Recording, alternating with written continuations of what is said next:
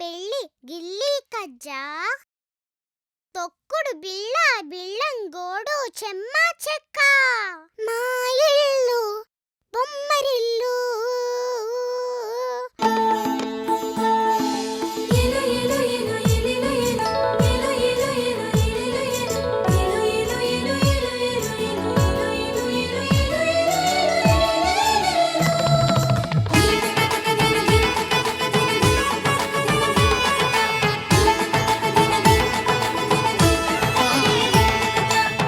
జలరాలే చినుకుల్లో మిలమిలలాడే తడుకుల్లో జలరాలే చినుకుల్లో మిలమిలలాడే తడుకుల్లో చిరు చిరు మెరుపుల హరివిల్లు ఆనందాల పొదరిల్లు చిరు చిరు మెరుపుల హరివిల్లు ఆనందాల పొదరిల్లు మా ఇల్లు బొమ్మరిల్లు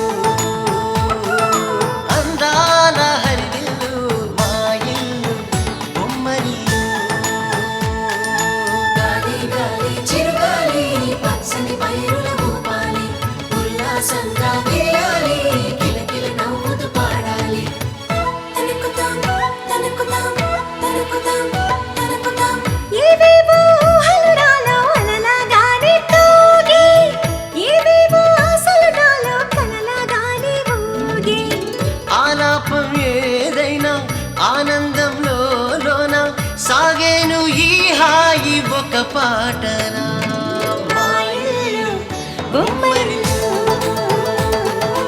అందాల హరివిల్లు మా ఇల్లు బొమ్మరిల్లు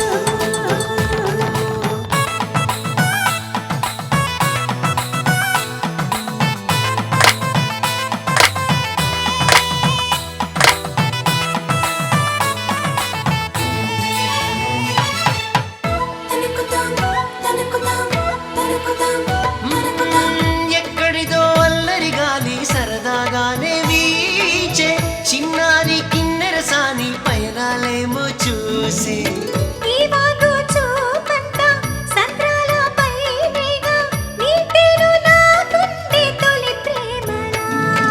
మా ఇల్లు బొమ్మరిల్లు అందాల హరివిల్లు మా ఇల్లు బొమ్మరిల్లు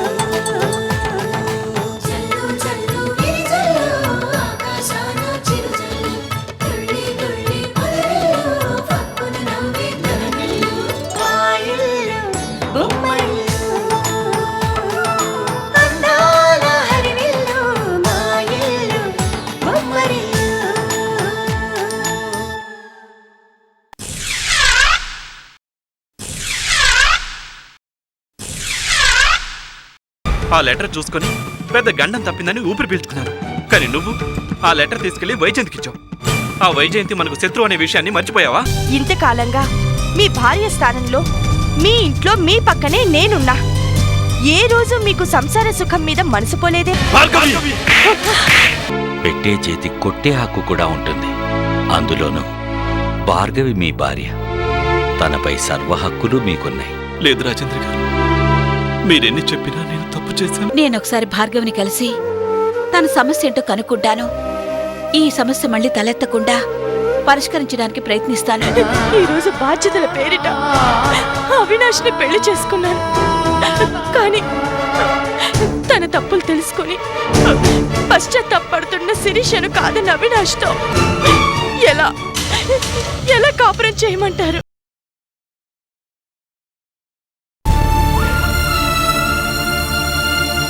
నా దగ్గర మీరడిగిన ఏ ప్రశ్నకు జవాబు లేదండి.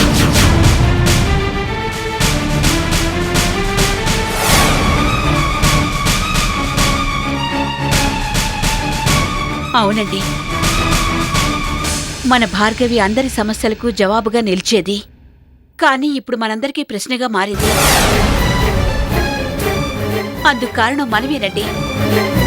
మనం తప్పు చేశాం, భార్గవికి అన్యాయం చేశాం.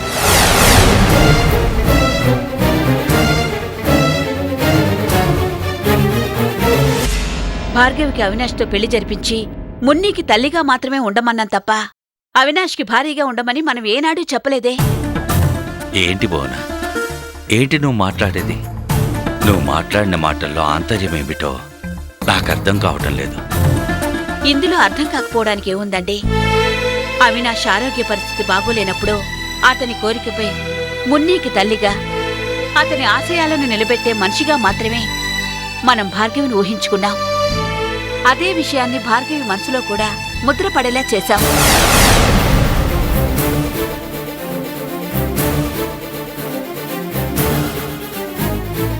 మాయో మర్మమో తెలియదు కాని ఇక మనకు లేడనుకున్న అవినాష్ పూర్తిగా కోలుకుని తిరిగి మామూలు మనిషి అయ్యాడు.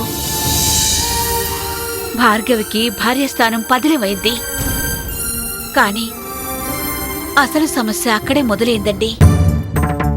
భార్గవి వయసులో ఉంది, అవినాష్ కూడా వయసులోనే ఉన్నాడు. అలాంటి వీళ్ళిద్దరూ ఒకే ఇంట్లో ఉంటూ, అందులోనూ భార్యాభర్తలుగా కొనసాగుతూ, ఒకరినొకరు అభిమానించుకుంటూ సంసారానికి దూరంగా ఉన్నారంటే దానికి కారణం మనమే కదండి. ఏంటి బోనా నువ్వు చెప్పేది? అవునండి. వీళ్ళిద్దరినీ కాపురం చేయించాలంటే ముందు శోభనం జరిపించాలి. నీకేమైనా పిచ్చి పట్టిందా?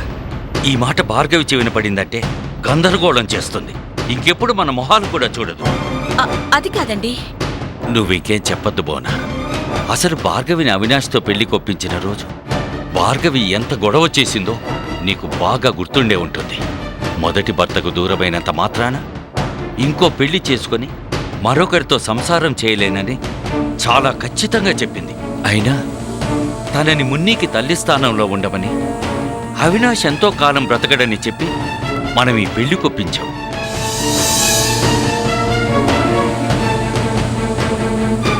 అలాంటిది ఈరోజు భార్గవిని అవినాష్తో సంసారం చేయమని చెప్తే ఏం జరుగుతుందో ఊహించు. భార్గవి ఒక ఆదిశక్తి. అది 10 మందికి వరాలిస్తుందే తప్ప ఎవరినీ శపించదు. అందుకే ఈరోజు తన ప్రవర్తనలో మార్పు ఖచ్చితంగా ఎవరికో వరం కాబోతుందని నేను అనుకుంటున్నాను. మీరెన్నైనా చెప్పండి, నేను చెప్పేది మాత్రం ఒకటే. మనం భార్గవిని అవినాష్తో పెళ్లికి ఒప్పించినప్పుడు పరిస్థితులు వేరు, ఇప్పటి పరిస్థితులు వేరు. ఆ రోజు అవినాష్ బతుకుతాడని మనం ఊహించలేకపోయాం. కాని అవినాష్కి మళ్లీ పునర్జన్మను ప్రసాదించాడు ఆ సాయిబాబా. మరి ఈ పరిస్థితుల్లో వాళ్ళిద్దరినీ ఒకటి చేయడమే సరైన నిర్ణయం అండి. ఒక్కసారి ఆలోచించండి.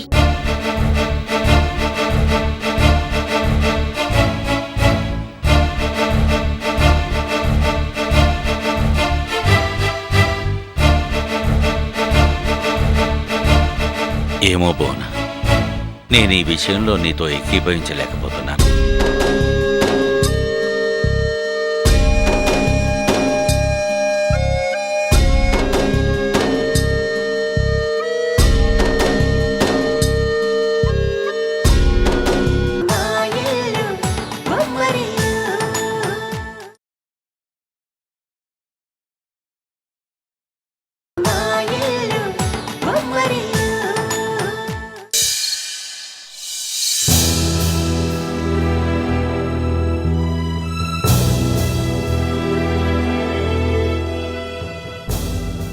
భార్గవి వయసులో ఉంది, అవినాష్ కూడా వయసులోనే ఉన్నాడు. వీళ్ళిద్దరినీ కాపురం చేయించాలంటే ముందు శోభనం జరిపించాలి.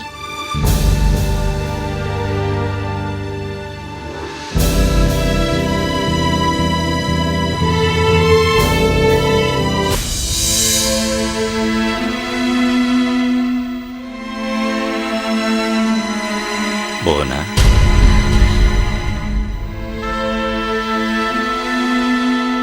ఏమైంది బోనా? ఎందుకు బాధపడుతున్నావు? నేను బాధపడితే మీకెందుకులేండి.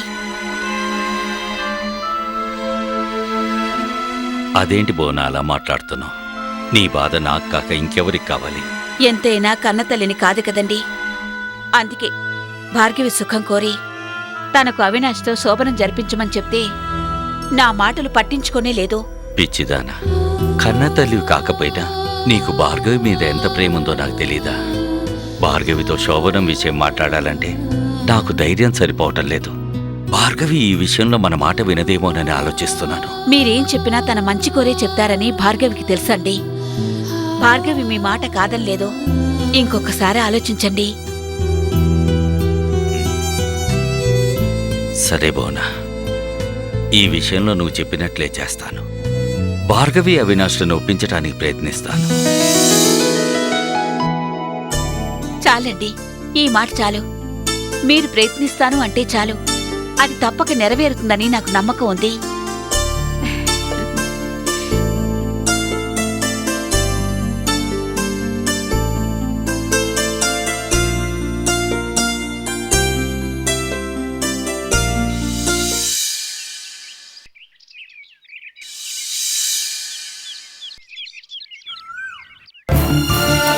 శిరీష, ఏం జరిగింది? మీరు చెప్పినట్లే అవినాష్ భార్గవికి జరిగిన వివాహానికి నాకెటువంటి అభ్యంతరం లేదంటూ లెటర్ ఆఫ్ కన్సెంట్ రాజేంద్ర గారికిచ్చి అవినాష్కి అందజేయమని పంపించాను. మరేమైంది? రాజేంద్ర గారు అవినాష్కి అందజేయలేదా? ఇచ్చారు. మరైతే ఇంకేంటి ప్రాబ్లం? ఇప్పుడు మీ అమ్మ పంపించిన నోటీస్కి విలువుండదు. అవినాష్ భార్గవిలు కేసు నుంచి బయటపడినట్లే. లేదు మాధవి గారు, ఇక్కడే ప్రాబ్లం వచ్చి పడింది. ప్రాబ్లమా? అవును, ఆ లెటర్ని భార్గవి తీసుకువెళ్లి మా అమ్మకు అప్పచెప్పింది. Oh shit, నాశనమైంది. మనం వేసిన ప్లాన్ అంతా నాశనమైంది. అందుకే ఏం చేయాలో దిక్కుతోచని స్థితిలో నేను మళ్ళీ మీ దగ్గరకొచ్చాను. చెప్పండి, నన్ను ఇప్పుడేం చేయమంటారో చెప్పండి. ఏం చెప్పమంటావు? నా జీవితమే నాకు అర్థం కావటం లేదు. ఇక నీ జీవితం గురించి నేనేం చెప్పగలను? వెళ్ళు, ఇక్కడి నుండి వెళ్ళిపో, వెళ్ళిపో.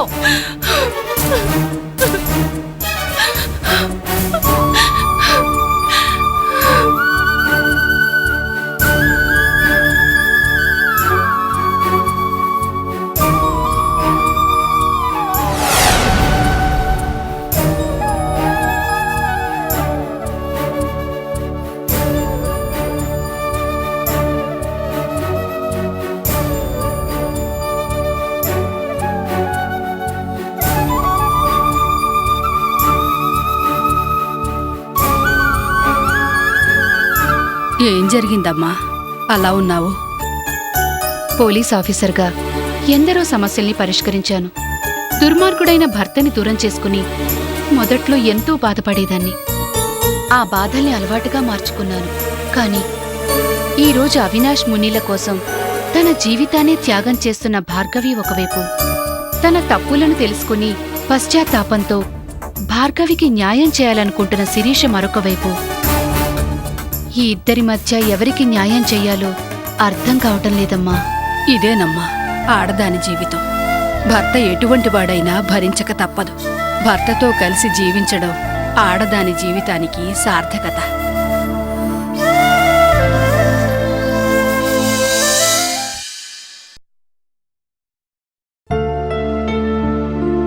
భార్గవి, భార్గవి! మీరా? రండి, కూర్చోండి. పర్వాలేదు. ఏంటి సడన్ గా ఎలా వచ్చారు? ఈ మధ్య మీ గురించి చాలా విషయాలు వింటున్నాను. అందుకే వాటి గురించి తెలుసుకుందామని ఇలా వచ్చాను. ఏంటా విషయాలు? మీలో చాలా మార్పు వచ్చిందటగా, దాని గురించి తెలుసుకుందామని వచ్చాను. మార్పు అనివార్యం. అలాగని ఎవరు చెప్పారు? మీకు తెలీదా? ప్రముఖ సైంటిస్ట్ డార్విన్. భార్గవి, సిద్ధాంతాలు వద్దు. నేను అదే చెప్తున్నాను, రాద్ధాంతాలు వద్దు అని. చూడు భార్గవి, నీ మంచి కోరి చెప్దామని వచ్చాను. కాని నువ్వు దాన్ని రాద్ధాంతం అనుకుంటే ఇక నేనేమీ మాట్లాడలేను.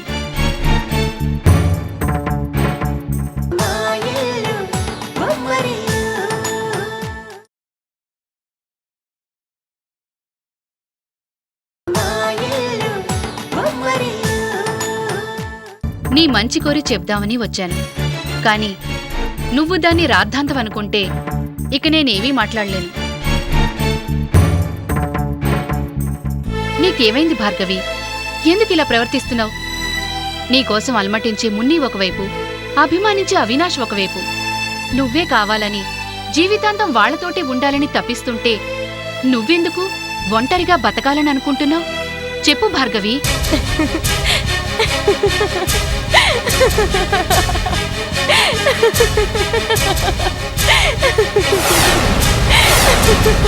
భార్గవి, ఏమైంది నీకు? ఎందుకలా నవ్వుతున్నావు? ఒంటరిగా ఎందుకు బ్రతకాలనుకుంటున్నావని నువ్వడిగితే నాకు నవ్వొచ్చింది.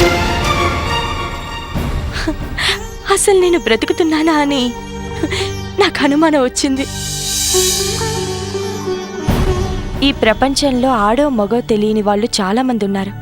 కానీ చావో బ్రతికో తెలియని ప్రాణిని నేనొక్కదాన్నే ఉన్నాను. శిరీష నా దగ్గరకొచ్చి నీ ప్రవర్తనలో వచ్చిన మార్పు గురించి చెప్తుంటే నేను నమ్మలేకపోయాను. కాకి యూనిఫామ్ వేసుకుని ఎందరి సమస్యలను పరిష్కరించాను. ఈరోజు నీ సమస్య ఏమిటో తెలుసుకుని నువ్వు జీవితంలో ఏం మిస్ అవుతున్నావో తెలియచేద్దామని వచ్చాను. కానీ నేనేం మిస్ అయ్యానో తెలియచేశావు.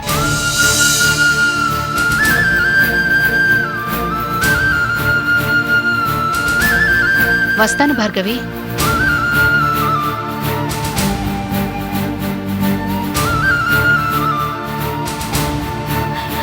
క్షమించు మాధవి, నన్ను క్షమించు.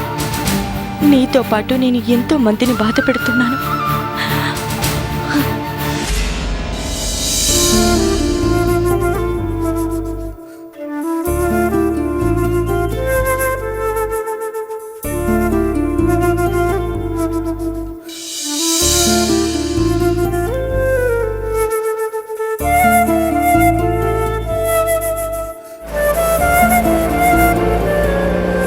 డ్రైవర్ కారా.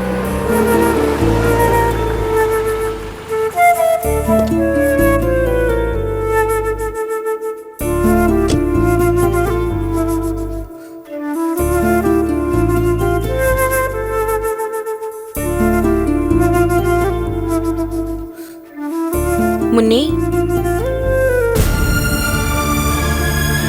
ఏంటమ్మా నేను ఇంటికి తీసుకువెళ్ళడానికి మమ్మీ రాలేదా?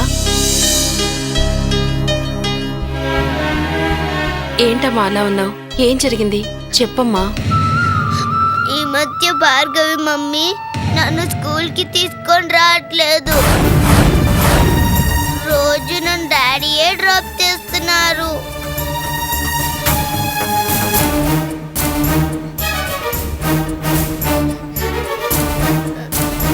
అదేంటమ్మా, ఇంతకు ముందు రోజు భార్గవే నిన్ను స్కూల్కి తీసుకొచ్చేది. స్కూల్ అయిపోయాక ఇంటికి తీసుకెళ్లేది కదా.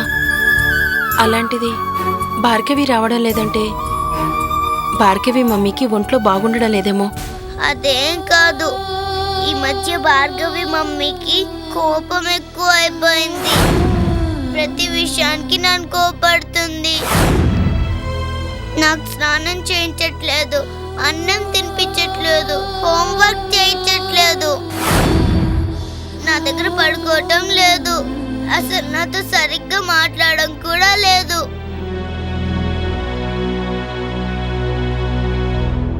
ఊరుకోమ్మా, భార్గవి మమ్మీకి ఒంట్లో బాగోలేదేమో, అందుకే నిన్ను సరిగ్గా చూసుకోవడం లేదేమో. భార్గవి మమ్మీ మంచి మమ్మీ, నిన్ను బాగా చూసుకుంటుందిగా, ఏడవకు. కాదు, భార్గవి మమ్మీ బ్యాడ్ మమ్మీ.